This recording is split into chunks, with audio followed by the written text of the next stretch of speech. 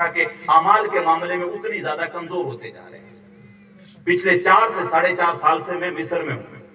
آپ اکثر لوگ یہ چیز جانتے ہیں، جو ایک چیز میں نے محسوس کی ہے مصر اور ہندوستان اور پاکستان کے مابین، وہ یہ ہے کہ ہمارے یہاں پہ دکھاوا بہت زیادہ ہے، عمل کے اعتبار سے ہم لوگ بالکل کورے ہیں۔ میں سمپل سی ایک بات آپ کو بتاؤں، میں یہاں پہ آتا ہوں، کئی لوگ مجھ سے پوچھتے ہیں حضرت مصر میں سنی ہیں کیا؟ میں نے کہا اپنے والے جیسے تو نہیں ہے، جیسے اپنے یہاں پہ، میں نے کہا ویسے تو نہیں ہے، ہاں میں نے کہا ویسے نہیں ہے، الگ ہیں، تو وہ کیسے ہیں؟ اب میں مثال بتاؤں آپ کو۔ اب جیسے مثال کے طور پہ دکان پہ مجھے کوئی چیز خریدنے جانا ہے، اب آپ اتنے لوگ مجلس میں بیٹھے ہوئے ہیں، مجھے بتائیں کتنے ایسے لوگ ہیں جنہوں نے آج حضور پہ 100 مرتبہ درود پاک پڑھا؟ کبھی ہمیں جمعے کو بھی ہمیں فرصت نہیں ہوتی 100 مرتبہ پڑھ لیں۔ میں ایک نارمل عام بندے کی بات بتا رہا ہوں جو وہاں پہ چکن بیچ رہا ہے یا وہاں پہ مونگ پھلیاں بیچ رہا ہے یا اور کچھ بیچ رہا ہے، آپ نے کوئی چیز لی اس نے کہا اس کے 10 جو ہے وہ پاؤنڈ آپ کو دینے، اور آپ نے کہہ دیا 8 دینے میں، 8 سے زیادہ نہیں دوں گا۔ اب اپنے یہاں تو کیا ہوتا ہے، زیادہ اگر بحث ہو جائے تو بات جو ہے نا وہ لڑائی پہ آ جاتی ہے، گالی گلوچ پہ آ جاتی ہے۔ اب وہ اس بات کو ختم کرنے کے لیے آپ کے ہاتھ پہ ہاتھ ماریں گے اور کہیں گے صلی اللہ علیہ النبی، حضور پہ درود پڑھو۔ انداز یہ نارمل بندہ ہے، مزدوری کرنے والا، دیہڑی کرنے والا، یعنی اس بات کا رخ بدلنے کے لیے وہ حضور پہ درود پڑھائیں گے۔ اس سے بہتر طریقہ یہ ان کے سنی ہونے کا اور کیا ہوگا، آپ اندازہ لگاؤ، یعنی ان کے عمل کے اندر سنیت ہوگی۔ اپنی طرح ظاہری اعتبار سے مان لو چاہے ان کو نظر نہیں آئے داڑھی ٹوپی کرتا پاجامہ، وہ نظر اپنے یہاں پہ یہ ہے، اپنے یہاں پہ سنی ہونے کی علامت اور مسلمان ہونے کی علامت یہ ہے۔ عمل کے معاملے میں چاہے کوئی بندہ جمعہ بھی نہ پڑھتا ہو ہمارے یہاں، کوئی مطلب نہیں ہے، اندر سے چاہے چور ہو، نکما ہو، جھوٹا ہو، لوگوں کے ساتھ فروڈ بازیاں کرتا ہو، لیکن کپڑوں کے اندر مست نیل ڈال کے ایک دم زبردست، اور لمبی داڑھی ایک دم مہندی وہندی لگا کے اور مست ایک دم جو ہے نا سفید پہن کے اور چوراہے پہ بیٹھا ہوا ہو، تو ہمارے یہاں پہ اس سے جو ہے نا شریف بندہ کوئی نہیں ہے۔ ایک نارمل بندے کی میں بات بتا رہا ہوں، آپ اس سے سودا لے رہے ہیں اور تھوڑی سی بات ہوئی، وہ 5 منٹ اگر آپ اس کے پاس کھڑے ہو گئے، میں گارنٹی کے ساتھ کہہ سکتا ہوں وہ 5 مرتبہ آپ سے حضور کی ذات پہ درود پڑھائے گا۔ اس سے بڑا عشق رسول اور کیا ہوگا؟ اور مجھے آپ بتائیں، ہم لوگ جمعے والے دن بھی حضور پہ 10 مرتبہ بھی درود پاک نہیں پڑھتے، تو پھر آج جو ہمارے حالات جس اعتبار کے بنے ہوئے ہیں، اس کے ذمہ دار ہم خود ہیں۔ حضور نے تو ارشاد فرمایا کہ جو مجھ پہ 1 مرتبہ درود پاک پڑھتا، اللہ اس پہ 10 رحمتیں نازل کرتا ہے۔ تو پھر حضور پہ درود نہیں پڑھیں گے تو رحمتیں نازل کہاں سے ہوں گی؟ کھا کس کا صدقہ رہے؟ حضور کا صدقہ کھا رہے ہیں۔ یہ جو آسمان میں پھیلی ہوئی اجالے، یہ سارا کچھ، یہ سب کچھ یہ حضور کا صدقہ ہے۔ ہماری حالت کیا تھی؟ انسانیت کی حالت حضور کے آنے سے پہلے کیا تھی؟ تاریخ پڑھیں آپ۔ انسان کی حالت یہ تھی کہ یہ جو ہے وہ پہاڑوں سے جو ہے برستے ہوئے جھرنوں کو کبھی اپنا معبود مانتا تھا، کبھی اس نے جو ہے وہ درختوں سے لٹکتے ہوئے پیڑوں کو اپنا خدا کہا، کبھی اس نے کیا کیا، نکلتے ہوئے سورج کو دیکھا، اس کے سامنے سجدہ ریز ہو گیا۔ یہ انسانیت ہر جگہ شرمشار ہو رہی تھی، کبھی اس نے جانوروں کو سجدے کیے، کبھی اس نے سورج کو سجدے کیے، کبھی اس نے چاند کو سجدے کیے، کبھی اس نے آگ کو اپنا معبود مانا، نہ جانے کہاں کہاں اس کی پیشانی رسوا ہوئی۔ علامہ ڈاکٹر اقبال نے کہا نا، خودی کے من میں ڈوب کے پاجا سراغ زندگی، خودی کے من میں ڈوب کے پاجا سراغ زندگی، میرا نہیں بنتا نہ بن، اپنا تو بن، میرا نہیں بنتا کوئی بات نہیں، میرا مت بن، اپنا تو بن۔ تیری پیشانی اس لیے تو نہیں تھی کہ تو جانوروں کے سامنے اس کو رسوا کرتا تھا۔ اللہ نے تو تجھے جو لقد خلقنا الانسان فی احسن تقویم، اللہ تو ارشاد فرماتا ہے میں نے سب سے اچھی مخلوق اگر کوئی پیدا کی ہے تو وہ انسان کو پیدا کیا ہے۔ یہ کبھی جانور کے سامنے شرمشار ہو رہا تھا، کبھی پیڑوں کے سامنے، کبھی سورج کے سامنے، کبھی چاند کے سامنے، کبھی گوبر کے سامنے، پتہ نہیں کیا کچھ کیا اس نے۔ ایک وہ کیچوا ہوتا ہے، آج نہیں ہوتا ہے، پہلے زمانے کے اندر ہوتا تھا، جس کو کانٹے پہ لگا کے مچھلی پکڑنے کے کام آتا تھا۔ ایک زمانے میں وہ بھی انسانوں کا خدا رہا ہے، انسان اس کو بھی معبود مانتے تھے، پیڑوں کو اس نے سجدے کیے۔ یہ تو میرے حضور جب تشریف لائے تب انسان کو پتا چلا یہ میرے معبود نہیں ہے، میرا معبود تو قل هو اللہ احد، میرا اللہ تو ایک ہے، اللہ الصمد لم یلد ولم یولد، میرا مالک تو وہ ہے جو بے نیاز ہے۔ یہ تو میرے حضور جب تشریف لائے، ان کی جب ولادت ہوئی تو انسانوں کو جھنجھوڑ کے کہا، او کعبے میں 360 بت رکھنے والوں، ادھر آؤ، تمہارے معبود یہ نہیں ہے، تمہارا معبود ایک معبود ہے۔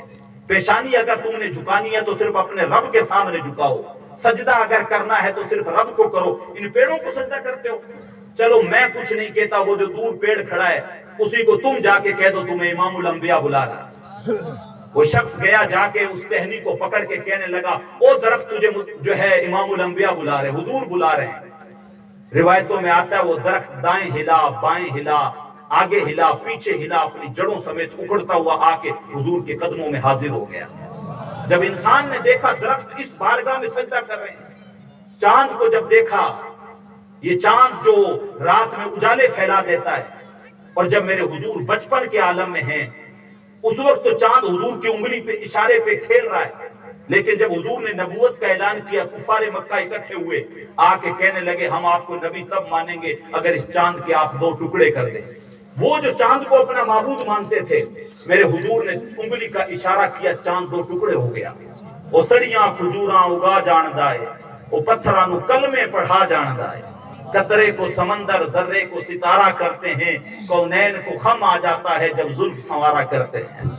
یہ میرے حضور کی شان، چاند کو 2 ٹکڑے کر دیا۔ راوی خود بیان کرتے ہیں، ہم نے دیکھا کہ ایک چاند کا ٹکڑا اس پہاڑ کے کنارے پہ چلا گیا، دوسرے والا ادھر چلا گیا، اور ان کے بیچ میں سے پورا پہاڑ دکھ رہا تھا۔ تو اب اس کے عقل کے پھاٹک کھلے، ہم لوگ اپنی پیشانی کو کہاں پہ رسوا کر رہے تھے، ہم لوگ کہاں پہ رسوا ہو رہے ہیں، اس سورج کو ہم سجدہ کر رہے ہیں۔ حضور نے عصر کی نماز پڑھی، علی المرتضیٰ کے زانوں پہ اپنا سر مبارک رکھا، حضور کو نیند آ گئی، سورج غروب ہو گیا، نماز قضا ہو گئی علی المرتضیٰ کی عصر کی۔ اسی جو ہے غم کے اندر آنکھوں سے آنسو جاری ہو گئے، آنسو کے قطرے جب حضور کے جسم مبارک پہ گرے، حضور کی آنکھ کھل گئی، کہا علی رو کیوں رہے ہو، کس چیز نے رلا دیا؟ عرض کی حضور آپ نے تو عصر کی نماز پڑھ لی تھی، میں نے پڑھی نہیں تھی، عصر کی نماز قضا ہو گئی، سورج بھی غروب ہو گیا۔ کہا علی فکر کرنے کی ضرورت نہیں ہے، میرے حضور نے اشارہ کیا، ڈوبا ہوا سورج پلٹ کے عصر کے وقت پہ آ گئے۔ یہ حضور، ہم کوئی عام نبی کی امت نہیں ہے، ہم اس چیز کو پہچانیں، ہم اس چیز کو پہچانیں۔ سپاری اور گلقند کے اندر فرق ہوتا ہے، دیسی گھی اور جو ہے وہ لوکل جو گھی کی مٹھائیاں ہوتی ہیں ان میں بھی فرق ہوتا ہے۔ آپ کوئی عام قوم نہیں ہے، عام امت نہیں ہے، حضور کی امت ہیں، اس نبی کی امت ہیں جس نبی کی امت میں پیدا ہونے کے لیے نبی دعائیں کرتے رہے۔ نبیوں نے کہا اللہ ہمیں امت محمدی میں پیدا کر دے، مالک ہمیں امت محمدی میں پیدا کر دے۔ جس نبی کی امت میں جو ہے داخلے کے لیے لوگ راستے پہ جو ہے جھونپڑیاں بنا بنا کے انتظار کرتے رہے، کب وہ نبی آخر الزماں آئے گا اور کب ہم جو ہے اس کا زیارت کی شرف حاصل کریں گے۔ دیکھیں تو صحیح، لوگوں نے کیا کچھ نہیں کیا، پتہ نہیں کہاں کہاں کی جو ہے خاک چھانی انہوں نے۔ بحیرہ راہب کو دیکھیں جو راستے کے اندر جو ہے کلی بنا کے بیٹھا ہوا حضور کا انتظار کر رہا ہے، حضور کا انتظار کر رہا ہے۔ تو اپنی جو قدر ہے اس کو پہچانے، ہم اپنی قدر جو ہے وہ بھول گئے۔ ہم لوگ سوچتے ہیں ویسے ہی عام انسان ہیں، پیدا ہو گئے ہیں اور کھائیں گے پیئیں گے اور پھر اس کے بعد مر جائیں گے، اٹھا کے جو ہے وہ ہمارے والا ڈیر ہے اس میں لوگ ڈال رہیں گے اٹھا کے، ختم معاملہ۔ ہماری زندگی، اکبر الہ آبادی نے کہا تھا کیا بتائیں احباب کیا کار نمایاں کر گئے، بی اے کیا، نوکر ہوئے، پینشن ملی اور مر گئے۔ ہم تو بی اے بھی نہیں کر رہے ہیں، ہمیں تو پینشن بھی نہیں مل رہی ہے، وہ تو یہاں پہ ادھر ادھر نیتے بنے ہوتے وہی کھا جاتے ہیں، ہمارے بوڑھوں کی پینشنیں بھی نہیں مل رہی ہے۔ اس نے مزاحیتاً کہا تھا کہ قوم مسلم کی آج حالت یہ ہے، ہماری حالت یہ ہے، ہم لوگ اپنی زندگی کا مقصد بھول گئے، ہم لوگ یہ پہچاننا بھول گئے کہ ہماری قدر کیا ہے۔ ہیرے کی قدر کیا ہوتی ہے وہ جوہری کو پتا ہوتی ہے، ہمیں جوہری بننے کی ضرورت ہے۔ ہمیں یہ پہچاننا پڑے گا ہم اس نبی کی امت ہیں جو خود ارشاد فرماتے ہیں کل قیامت کے دن رب اپنے عرش کے ساتھ میری کرسی لگوائے گا اور مجھے اپنی دائیں سائیڈ کھڑا کرے گا، اور خدا کی قسم جو مقام حضور کو دیا جائے گا وہ کسی اور نبی کو نہیں دیا جائے گا، بلکہ حضور ارشاد فرماتے ہیں کل قیامت کے دن ایک ندا کرنے والا ندا کرے گا یا محمد صلی اللہ علیہ وسلم، حضور آپ کہاں تشریف فرمائیں، آپ کی امت کہاں ہے؟ حضور ارشاد فرماتے ہیں میں کہوں گا میں حاضر ہوں تو حکم ہوگا محمد اور اس کی امت حاضر ہوں اور سب سے پہلے جنت میں داخل ہو جائیں. حضور ارشاد فرماتے ہیں جب دوسرے انبیاء کرام اور میری امت کو جب دیکھیں گے دوسرے لوگ دیکھیں گے کہ جنت میں کیوں آنے کے اعتبار سے سب سے اخیر میں حضور تشریف لائیں اور ہماری حضور کی جو امت ہے وہ سب سے آخری امت ہے لیکن حضور ارشاد فرماتے ہیں جنت میں داخلے کے اعتبار سے سب سے پہلے اگر کسی کو داخلہ ملے گا تو وہ میری امت کو ملے گا. انبیاء کرام جو ہے وہ حیرت میں پڑ جائیں گے حضور کی امت کو دیکھ کے. حضور ارشاد فرماتے ہیں انبیاء کرام کو یہ محسوس ہوگا کہ حضور کی امت گویا ایسے ہے کہ جیسے انبیاء کرام ہیں. اللہ نے وہ مقام عطا کیا ہے کہ حضور علیہ الصلوۃ والسلام کی امت کو جنت میں سب سے پہلے جو ہے وہ داخلہ نصیب کرے گا. یار وہ ہم اپنی قدر پہچانے تو صحیح, ہم اپنے آپ کو اندر جو ہے وہ اتر کے دیکھیں تو صحیح.